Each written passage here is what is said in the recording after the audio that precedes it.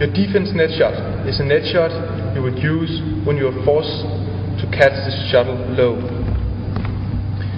You would typically start the stroke from the center of the court, in which you will start to move your arm and stretch it out as far as possible. Then the legs will follow, like this.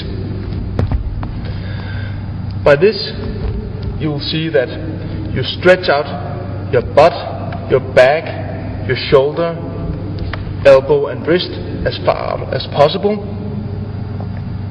But at the same time, you are relaxed at your fingers,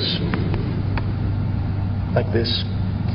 You will see your racket head will probably be pointing nearly horizontal, but probably also a bit downwards.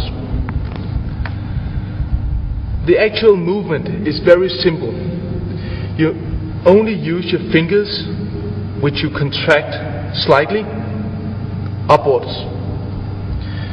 This makes the racket move upwards, which gives just enough power for the shuttle to pass the net tightly.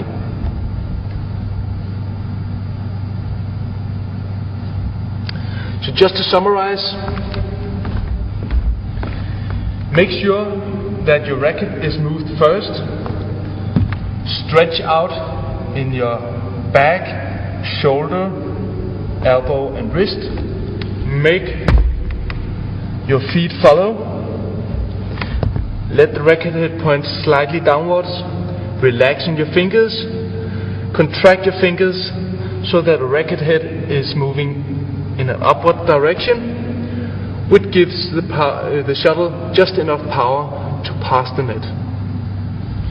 During a defense net drop, you might also consider to do it cross court. The start of the movement is exactly similar to a normal defense drop shot.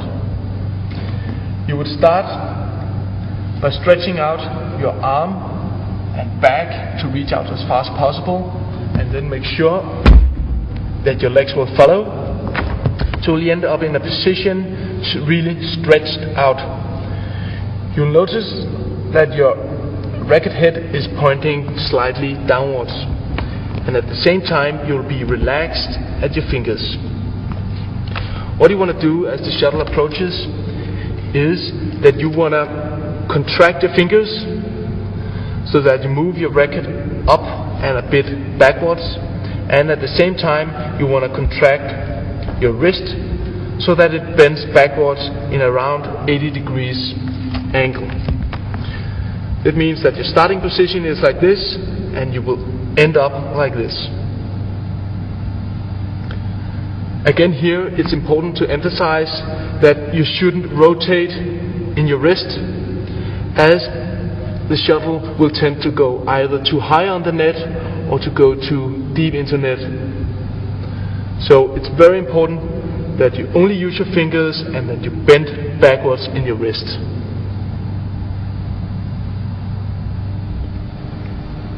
The forehand side is very similar to the backhand side. That means that you will have your arm in front of your body, fairly stretched out. You will possibly approach the net from the center of the court. Then you will move your feet and you will reach out as far as you can, but still be comfortable and in balance. You want to make sure that your fingers are relaxed and that there is around 15 to 20 degrees of an angle in your wrist. As you want to hit the shuttle, what you want to do is you want to contract your fingers so that the racket moves upwards, and at the same time you want to bend a little bit in your wrist so that it moves outwards. So it's an upward and outward moving motion. It's actually a very small movement, but the movement is just enough for the shuttle to pass tightly on the net.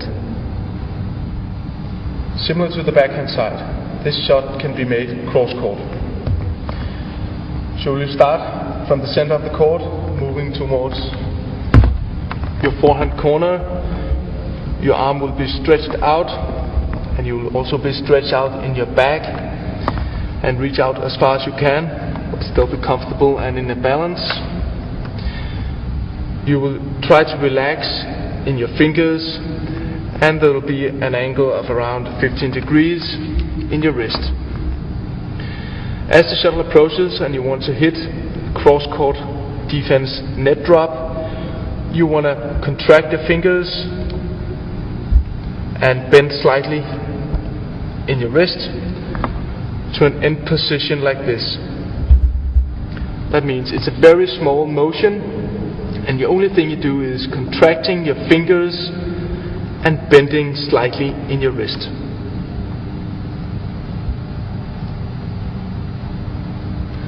Also here, you have to have a feeling that you hit the shuttle slightly backwards. As in the backhand, this will make the shuttle go tight on the net, and it will ensure that you're not hitting too high on the net as well.